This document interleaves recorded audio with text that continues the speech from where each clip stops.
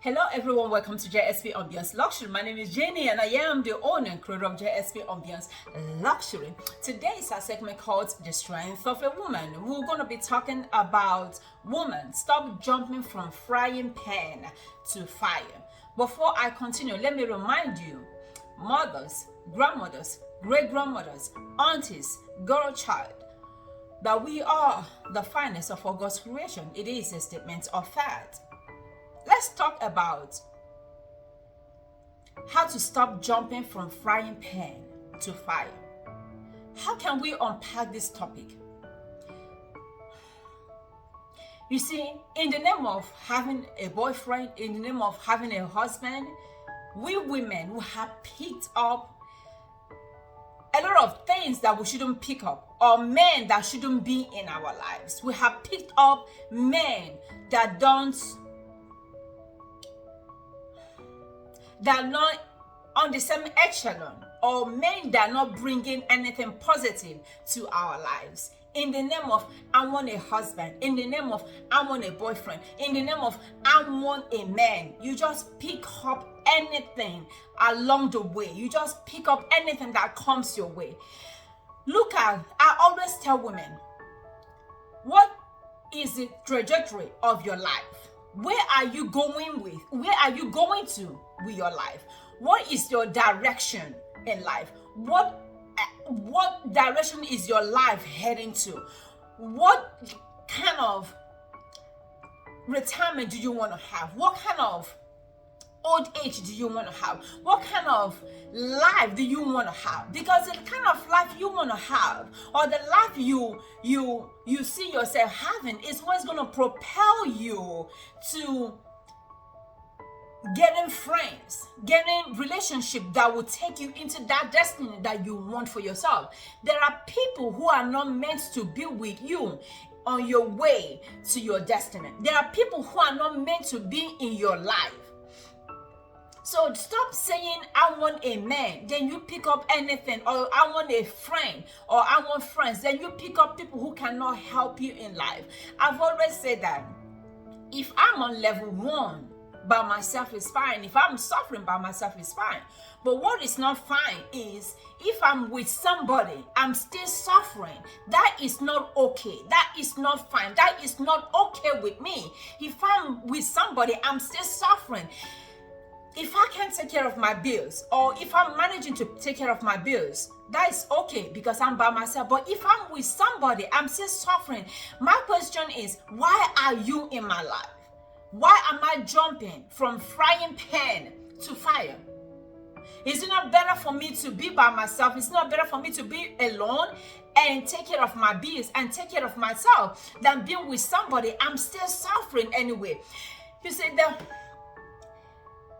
when some of these men, when they come into your life, they give you this projection that they can take care of themselves, that they can, that they are handling their business, that they paying their bills, that they have a job, they have this.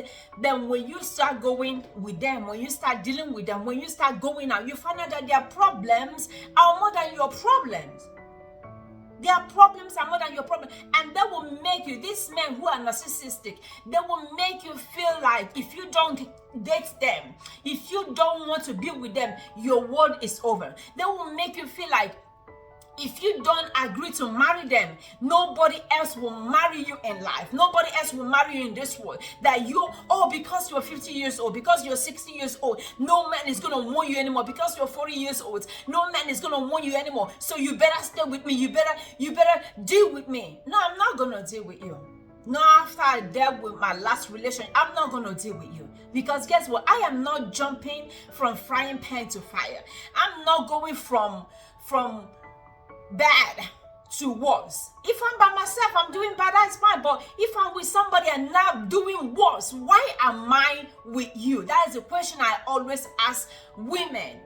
Why are you with that man who emotionally is not there for you? Spiritually, he's not there for you.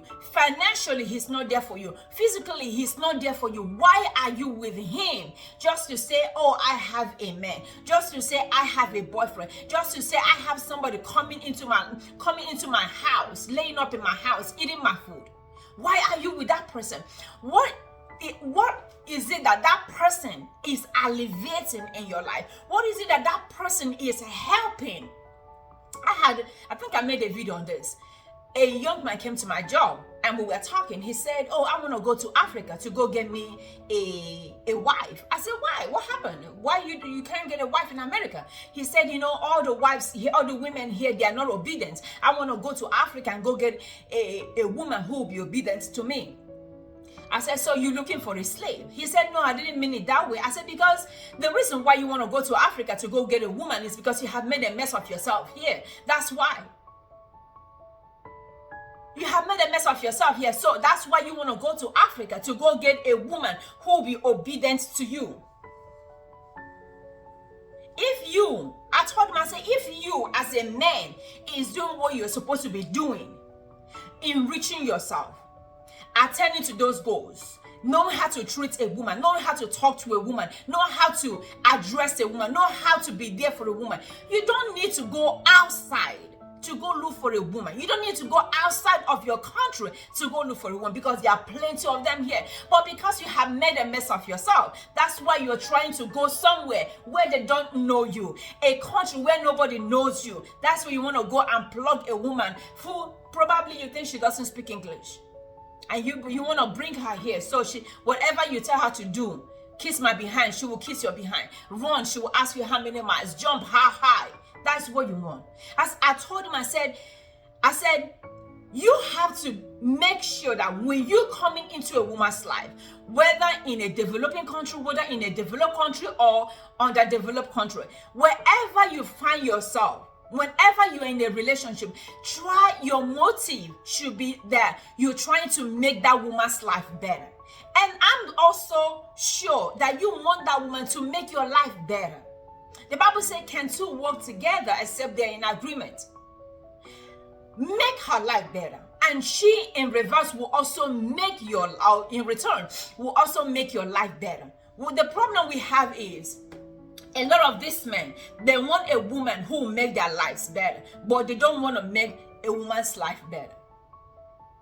You want a woman who, let me tell you this story. Even at my job, a lot of you know I own a beauty supply. At my job, I stopped telling them I'm the owner of the beauty supply. I stopped telling them. When they come in and ask me, are you the owner? I say, no, I'm working for the Koreans. You see them going. But if I tell them I'm the owner, guess what? Tomorrow they're coming back. They love me. Next tomorrow they want to move into my house, or they want to ride my car. What are you doing to enrich you as a man? Because me, I'm not jumping from frying pan to fire. So women, I hope and I believe that you should not be jumping from frying pan to fire in the name of I want a boyfriend. Because if you see a man who is not doing good, you decide to date him, you decide to take him in and date him. If he's not doing good, when he's by himself, trust and believe, when he's with you, he's not going to do any better. He is not going to do any better. If you met him in his mama's basement playing video games, when he comes into your life, when he moves into your house, into your apartment, guess what? He is not going to get a job. He will continue playing video games. After all, you met me playing video games, so why do you want me to change? You met me not doing anything, so why do you want me to change? You met me not having a job, why do you want me to get a job? You find out that you are doing more than necessary because you just want to be with a man. So why are you jumping from frying pan to fire? You have to get somebody who can be there for you. The Bible says, I think it's in Proverbs, it said, woe to him that is alone, for if he's cold, who can warm him up? So people take it literally, that scripture means having sex. Me, I don't look at it that way. The way I look at that scripture is, the Bible says, woe to him that is alone, for if he's cold, who can warm him up? I look at it in this sense, that financially, if I'm cold, you warm me up. Financially, if you are cold, I warm you up. Mentally, if I'm cold, you warm me up. Mentally, if you're cold, I warm you up. It gotta be vice versa. It's not just sex. It's where I'm lacking. You as my man, you come up you show up where I'm lacking. When you're lacking, I show up. We help each other. We uplift each other. The problem I have is these men, they don't want to uplift a woman. They want a woman. They want women to keep uplifting them. They want women to keep, helping them. I went on a dinner date with somebody, and he was talking about, everything is okay. Everything is, he got it all made. And 2 months into talking to him, he started telling me his problems. I mean, when I mean his problems were more than my problem, I said, no, I can't deal with this stuff. If your problems are more than my problem, and I haven't told you one problem I have, but you telling me you have this problem, you have that problem, you have 8 of your credit cards are maxed out, and your house is leaking, your car has a problem, and you owe your IRS. If you have all of those problems, by all means, why are you looking for a woman? Why are you looking for a woman? Go take care of your shit. Go take care of your problems. Why are you looking for a woman? Because I feel like there is no space for me. There's no any leftover somewhere that you can use to buy me a flower. There's no leftover somewhere if I'm short of something. If one day, a month, maybe I couldn't pay my bills, and I'm like, can you give me $50? Can you give me $100? I feel like there's no opening for me anywhere that you can come in and be like, yeah, baby, I got your back. So my question is, why are you looking for a woman then? If your problems are more than my problems, why are you looking for a woman? That's my question. Go take care of your 8 credit cards. If you max them out, I wasn't there when you maxed out your credit cards. Go take care of your credit card. Go take care of you as a man. Then come look for a woman. When you get all of that done, women, let's stop jumping from frying pan. You see all the warning signs. The problem that we have as women is we tell ourselves, which is the biggest lie or the biggest of all lies. We tell ourselves that I'm going to fix him. I'm going to help him out. I'm going to make him this. I'm going to make him that. I had this conversation on a Thanksgiving Day with my uncle when we went over to his house. So I gave him my book, Women's 10 Rules for a Happy Life. So we were talking about it. One of the rules I talked about was do not date a broke ass man. And he was like, what if that, because he said, you don't know what tomorrow holds. That man might be rich. I said, listen, if the problem we make as women, and I hope that every man get rich or become rich, but the problem that we have is I can't make a man who is not willing to change.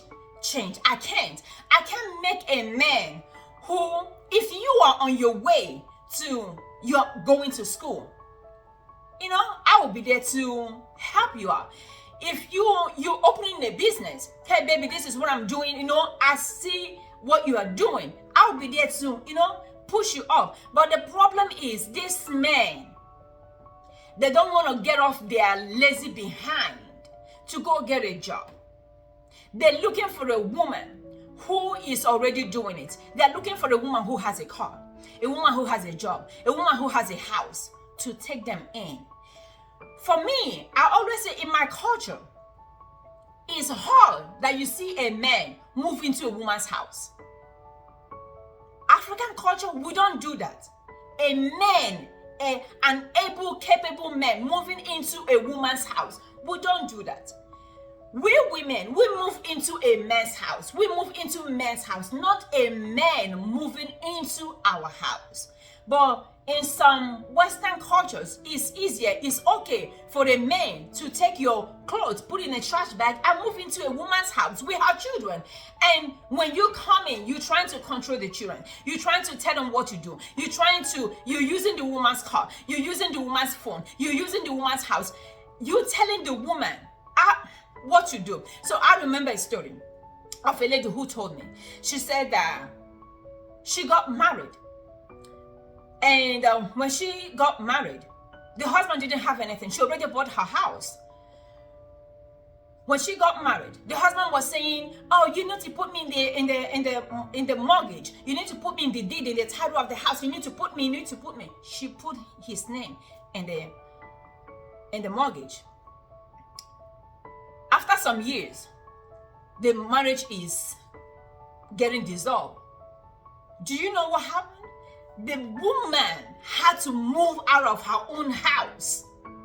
The woman had to move out of her own house in the process of the divorce. Now the husband is buying her out of that house. The husband is buying the woman out of her own house. It's a shameful thing that we see all the warning signs. We see that these men are not doing anything. But we decide to take them in the name of I want a boyfriend, in the name of I want a husband, in the name of I want somebody.